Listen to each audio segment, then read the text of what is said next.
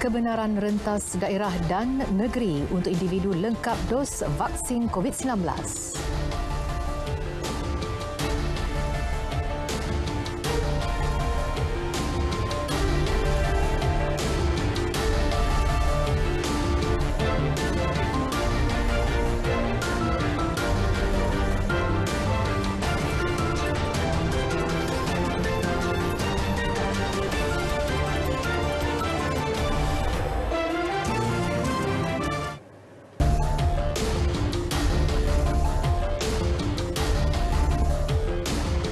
Assalamualaikum dan salam sejahtera saudara. Anda bersama saya Nurul Alis, Aidil Akhbar untuk laporan berita tengah malam.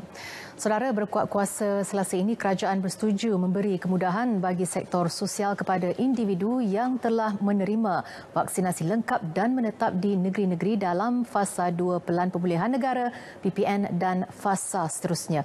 Menurut Perdana Menteri Tan Sri Muhyiddin Yassin, kemudahan terpakai di seluruh negara.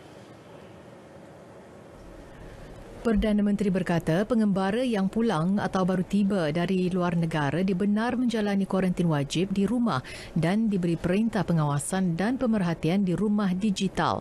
Pasangan suami isteri jarak jauh serta ibu bapa yang mahu bertemu anak bawah 18 tahun turut dibenar rentas daerah dan negeri.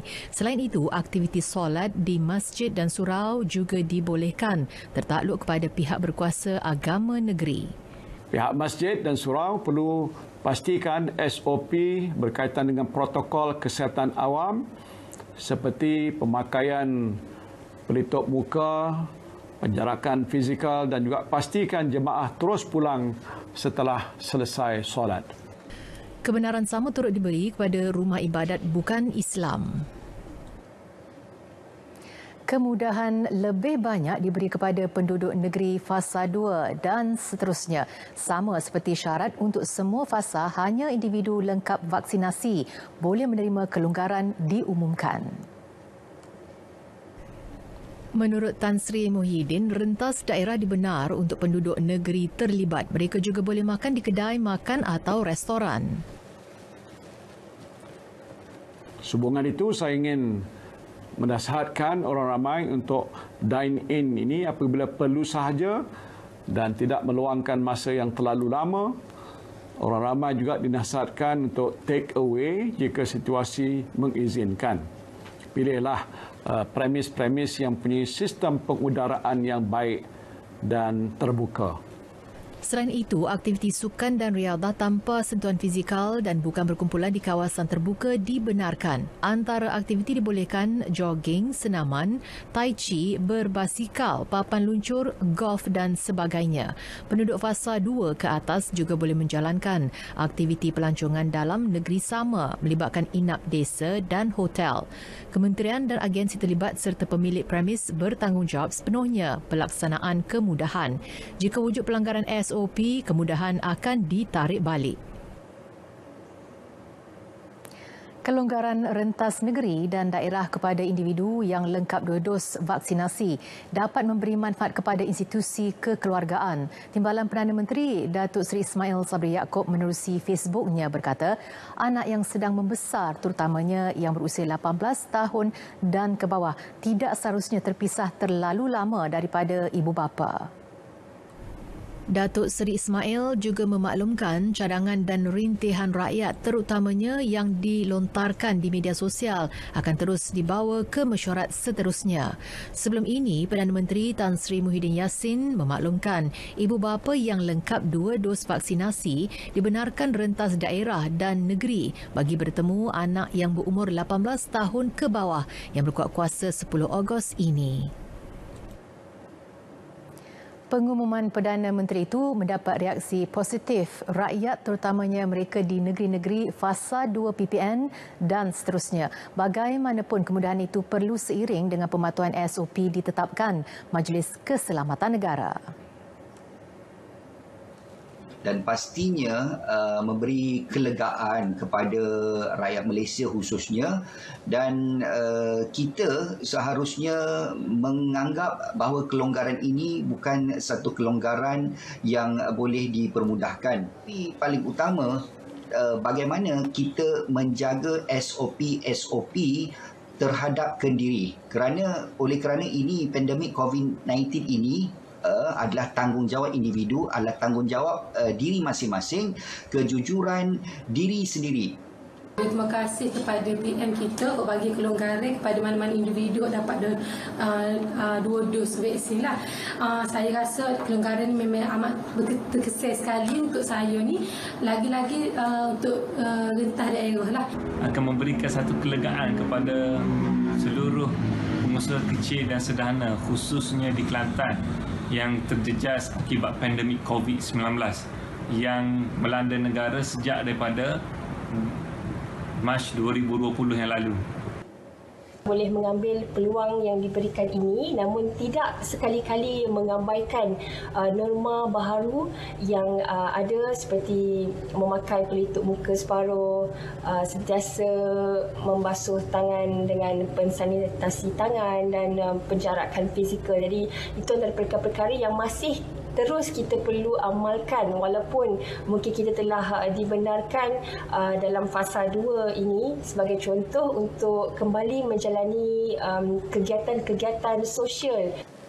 Yang mana individu dah lengkap dua-dua vaksin boleh makan di kedai dan secara tidak langsung dia akan menggalakkan lagi aktiviti ekonomi dan kemudian kita boleh berrekreasi selepas ini. Melalui aktiviti rekreasi itu kita akan dapat dapat release tension kita. Kemudian kes baharu positif COVID-19 menurun kepada 18,688 kes berbanding 19,257 kes semalam. Bagaimanapun 360 kes kematian baharu dicatatkan, menjadikan angka keseluruhan kematian mencecah 10,749. Berikut statistik harian COVID-19 dalam negara diikuti jumlah kes mengikut negeri dan pecahan pesakit mengikut kategori.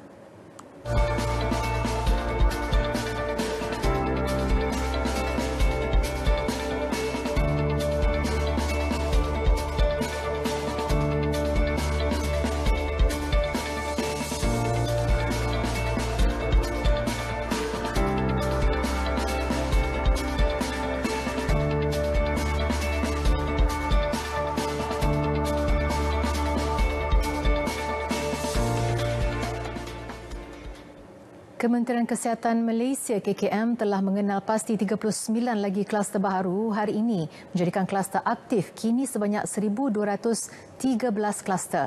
18 kluster membabitkan tempat kerja di Kesan di 11 buah negeri. Dalam kenyataannya, Ketua Pengarah Kesihatan Tan Sri Dr. Nur Hisham Abdullah berkata 15 kluster lagi melibatkan komuniti di Kesan di Kelantan, Pahang, Sarawak, Terengganu, Selangor dan Kedah. Manakala 2 kluster pusat tahanan di Perak dan Pahang selain 2 kluster kumpulan berisiko tinggi di Sarawak dan Kuala Lumpur. 1 kluster keagamaan turut di Kesan di Kedah serta 1 kluster pendidikan tinggi di Kesan di Kelantan.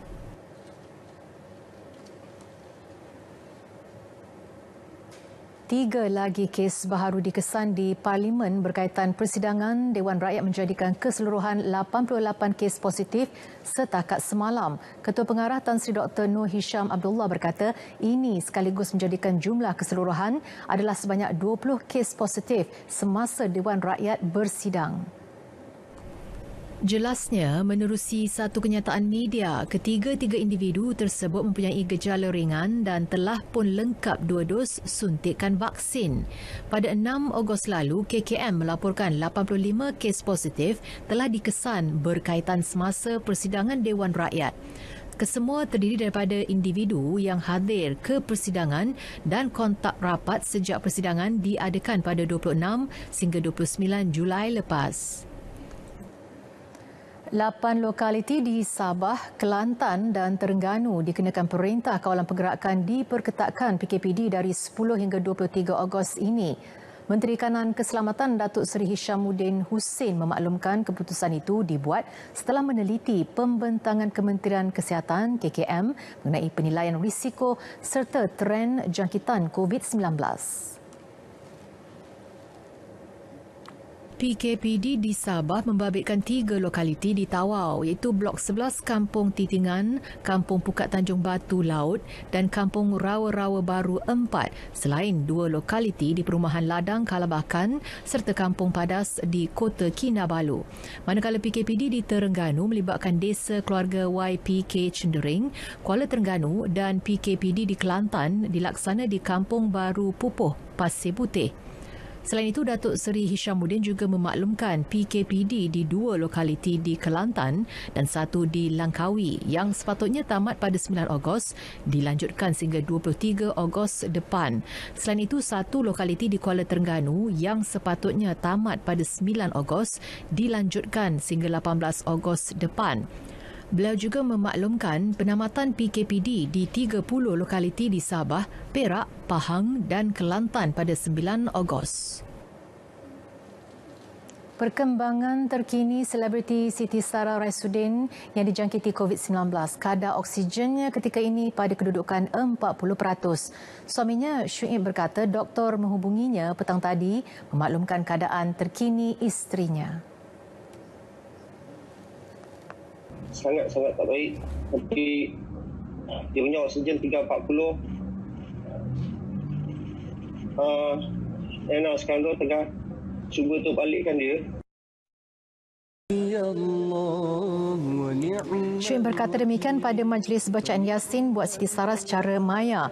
Kini sudah 48 jam penyanyi itu belum sedarkan diri dan masih bertarung nyawa akibat COVID-19. Siti Sarah ditempatkan di unit rawatan rapi ICU Hospital Chancellor Tuanku Muhriz.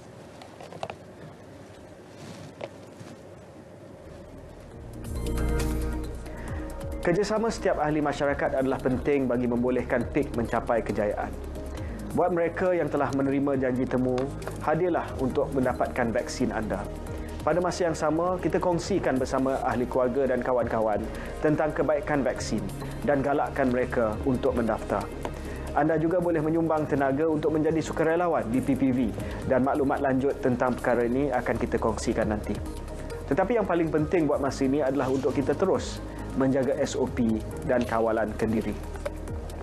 Tempoh beberapa bulan yang akan datang akan menentukan kejayaan kita. InsyaAllah, dengan usaha berterusan yang kita sama-sama lakukan, kita mampu mencapainya.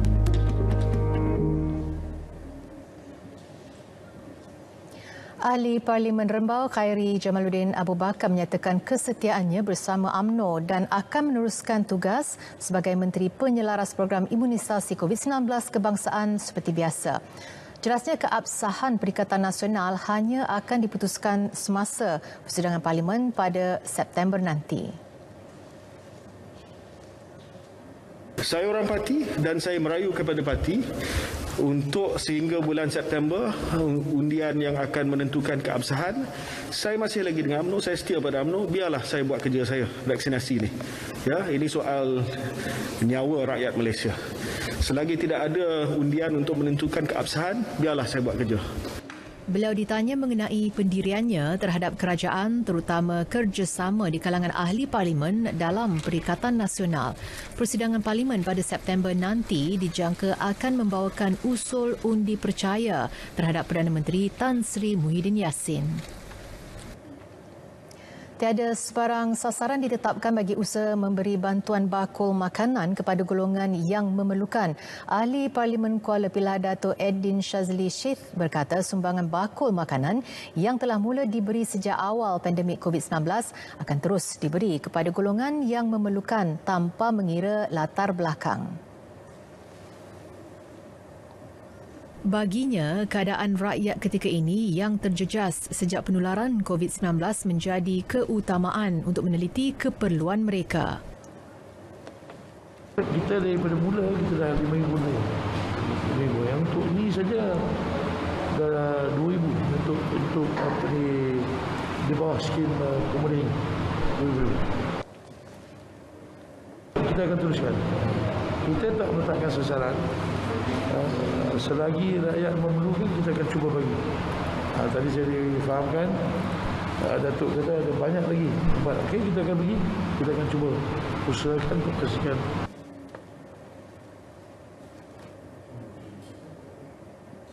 Beliau yang juga Timbalan Menteri Kerja Raya memberitahu demikian selepas memberi bantuan bakul makanan kepada 50 penerima masyarakat India di Kuala Pilah.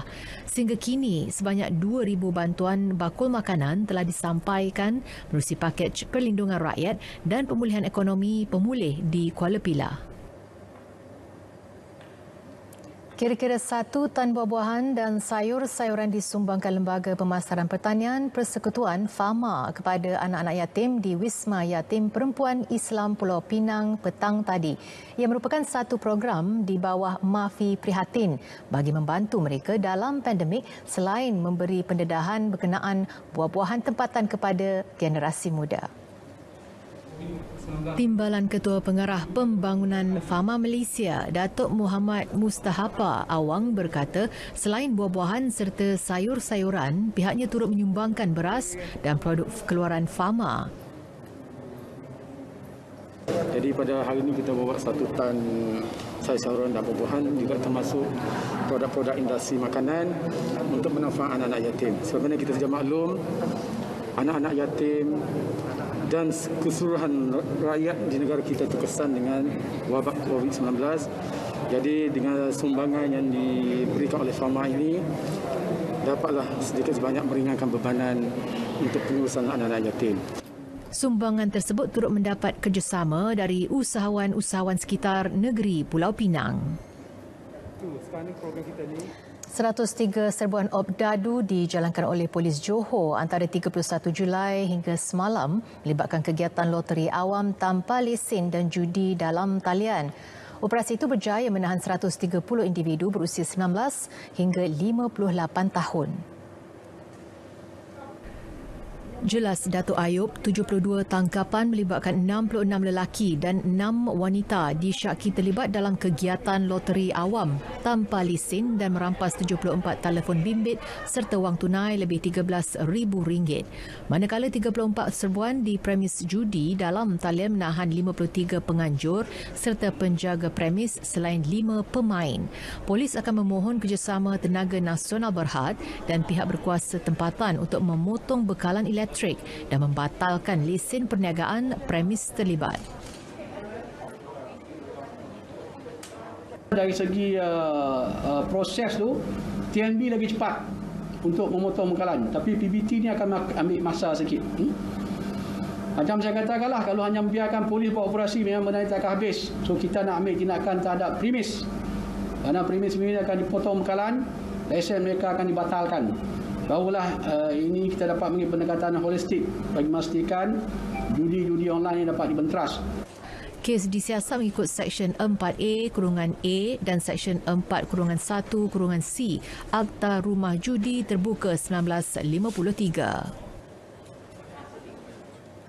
Polis menahan 4 lelaki warga Myanmar termasuk ketua sindiket membekal dan menjual samsu haram di Bukit Mertajam, Pulau Pinang. Kesemua ditahan dalam serbuan anggota Jabatan Siasatan Jenayah Berat di 9, Ibu Pejabat Polis Daerah IPD Seberang Perai di Taman Rambai semalam. Dalam serbuan tersebut, polis merampas 101 bungkusan plastik hitam mengandungi arak buatan sendiri untuk pasaran warga asing. Turut dirampas 2 mesin membungkus arak tiruan dengan keseluruhan rampasan bernilai RM47,882. Kesemua warga asing terbabit yang dipercayai menerima upah RM1,200 untuk aktiviti memproses dan membungkus arak tiruan itu dibawa ke IPD Seberang Perai Tengah untuk siasatan lanjut.